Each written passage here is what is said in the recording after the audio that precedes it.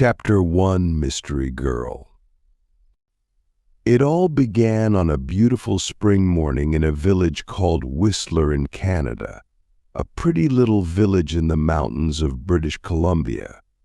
There was a cafe in the village with tables outside, and at one of these tables sat a young man.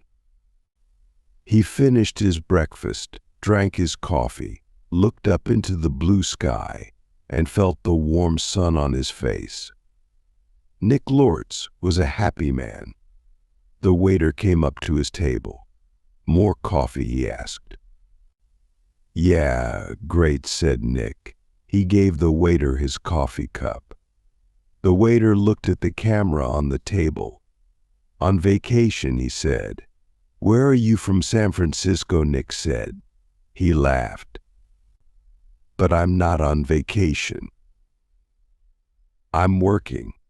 I'm a travel writer, and I'm doing a book on mountains in North America. I've got some great pictures of your mountain." The two men looked up at Whistler Mountain behind the village. It looked very beautiful in the morning sun. "Do you travel a lot?" then asked the waiter. "All the time," Nick said. "I write books and I write for travel magazines. I write about everything, different countries, towns, villages, rivers, mountains, people." The waiter looked over Nick's head. "There's a girl across the street," he said. "Do you know her?" Nick turned his head and looked. "No, I don't." "Well, she knows you, I think," the waiter said. "She's watching you very carefully." He gave Nick a smile. "Have a nice day." He went away back into the cafe. Nick looked at the girl across the street. She was about 25 and very pretty. "She is watching me," Nick thought. Then the girl turned and looked in one of the shop windows.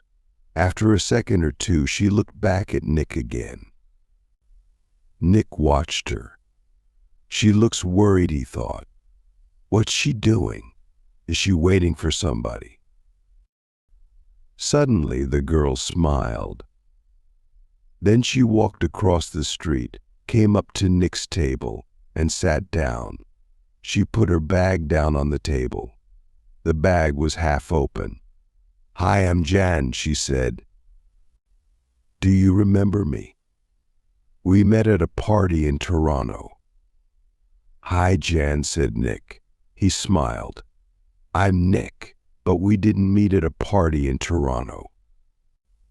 "I don't go to parties very often, and never in Toronto," the girl said, but she didn't get up or move away. "Have some coffee," said Nick.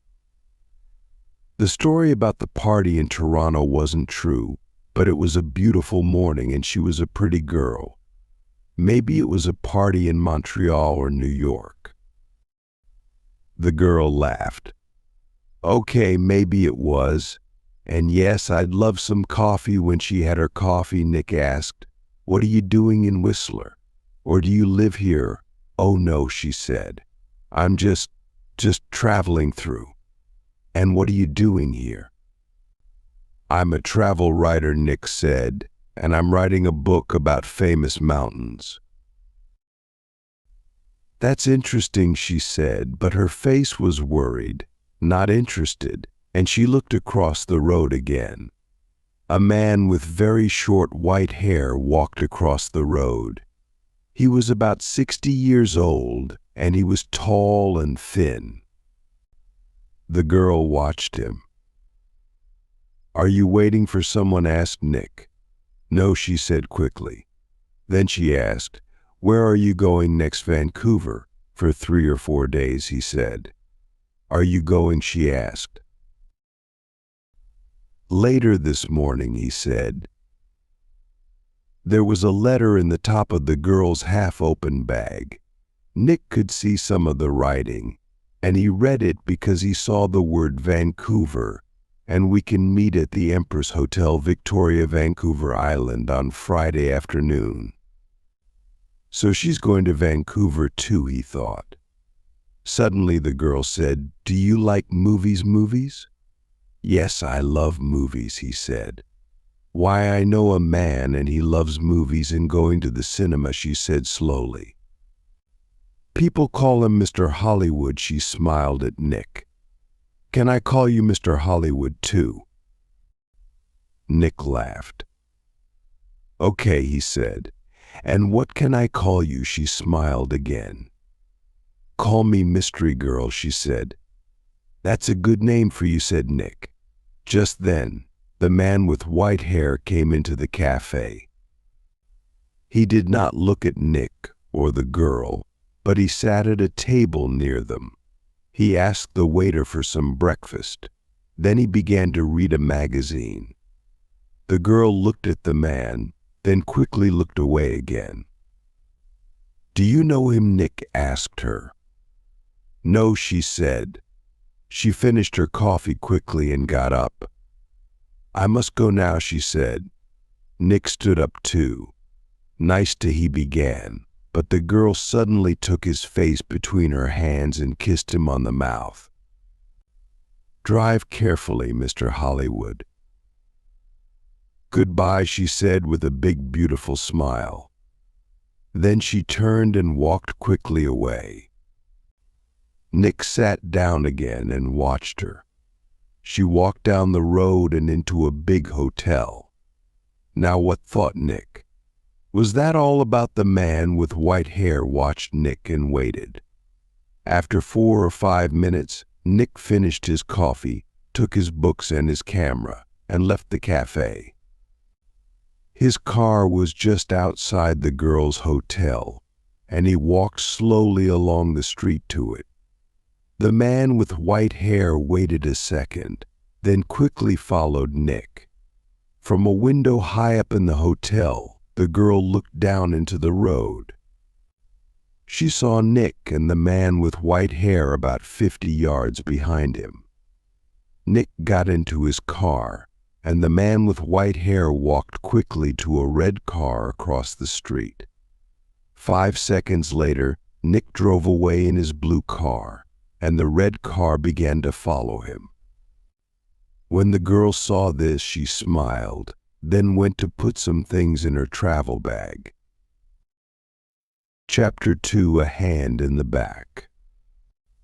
That evening in his hotel room in Vancouver, Nick could not stop thinking about the girl in the Whistler Cafe. Why did she come and sit with him? She didn't know him. And that story about a party in Toronto wasn't true. And she was worried about something, but what?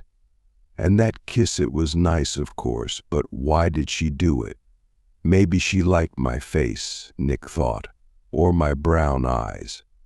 But I'm not going to see her again, so it doesn't matter. Forget it. He put some money in his pocket and went downstairs to the hotel restaurant. But there were no free tables, so he walked down to Gastown and found a restaurant there. After dinner, he went for a walk. Vancouver was a friendly city, and Nick liked walking through Gastown and Chinatown, looking in the shops and watching the people. It was nearly dark now, and it was a busy time of the evening. There were a lot of cars and a lot of people. After a time, Nick began to walk back to his hotel. He came to a busy street and waited with a small crowd of people to cross. A tall woman in a blue dress stood next to him. She turned and smiled at him. "It's the first warm evening of spring," she said. "It's nice to be out after the long, cold winter." "Yes," said Nick. "It's great." Suddenly, there was a hand in his back, and the hand pushed Nick into the road. Nick fell on his face in front of a big green car. People screamed, but the green car stopped only inches from Nick's head. The woman in the blue dress ran into the road and pulled Nick to his feet. "Are you okay?" "What happened?" she said. The driver of the green car shouted angrily at Nick, but Nick did not hear him. "Somebody pushed me," he said to the woman. "I didn't fall." "Somebody pushed me." "Pushed you," said the woman. "Who?" "I didn't see anybody," Nick said. He looked at the faces of the people near him, but he didn't know them. Then he saw a man's back. The man was tall and thin and had very short white hair. He walked quickly away down the street and did not look back. "Hey, you!" Nick shouted. "Wait!" But the man did not stop and was soon lost in the crowds. "Did he push you?" asked the woman in the blue dress. I don't know," Nick said. "Do you know him?" "I don't know his name," Nick said, "but I know that short white hair. Now, where did I see it before?" The woman began to move away. "I must get home," she said. "Are you okay now?" "Yeah, I'm okay," Nick said. "And thanks." "Thanks for your help." "That's okay," the woman smiled. "Be careful now." Back in his hotel, Nick sat on his bed and thought. It was an accident. Nobody pushed me. It was an accident. Nobody wants to kill me. And there are hundreds of men in Vancouver with white hair. It was 1 in the morning, but Nick couldn't sleep. He listened to the cars in the road and looked at the night sky through his hotel room window. Then he sat at the table and tried to write some more of his book about mountains, but he couldn't think about his work. He got back into bed. There were strange thoughts in his head. The girl in the Whistler Cafe. The man with white hair. The hand in his back. Chapter 3: Hotel Mystery. The next day, Nick had breakfast in his hotel. He was thinking about the girl in the Whistler Cafe and the strange things that happened to him. A few minutes later, a man came to the table next to his and began to read a newspaper. "Do you know the time?" he asked Nick. "Yeah, it's 8:15, Nick said. He looked at the man and saw that he was in his early 40s and very well dressed. He had short black hair and a thick black mustache. He had a good, strong face, and he looked like a man with an important job. Nick looked at him for a second. "But I don't know you, do I?" he said. "No," said the man. "But I'm looking for somebody." "A young woman, about 25 years old. I think she was in your hotel yesterday morning. She may have had breakfast here with you. Why are you looking for her?" Nick asked. "Well," said the man, "I don't know if she was in this hotel or not. But I've been told that she was here." "Who told you that?" Nick asked. "I can't tell you that," said the man. "I must find her and talk to her. It's very important." "Did she do something wrong?" asked Nick. "No, nothing like that," said the man. "It's very important that I talk to her. Can you tell me if you saw her yesterday?" Nick thought. "Well, yes," he said. "I did see her. She came and sat with me in the cafe across the street." "Did you see her leave?" "Yes, I did," said Nick. "She left the cafe and went into the big hotel. Do you know that hotel?" "Yes," said the man. "Thanks for your help. That is all I needed to know." The man went away. Nick finished his breakfast, then left the hotel. He wanted to find out more about the girl, so he went to the cafe in Whistler, where he had met her. He talked to the waiter. "Do you remember the girl who sat with me here one morning?" Nick asked. "Yes," said the waiter. "She was very beautiful. Do you know her name?" "No," said the waiter. She didn't tell me her name. Did she say where she was going? No, she didn't. Did you see her again? Well, said the waiter. I saw her in the hotel across the street with some man with white hair. I saw her walk in. Then I saw the man walk in.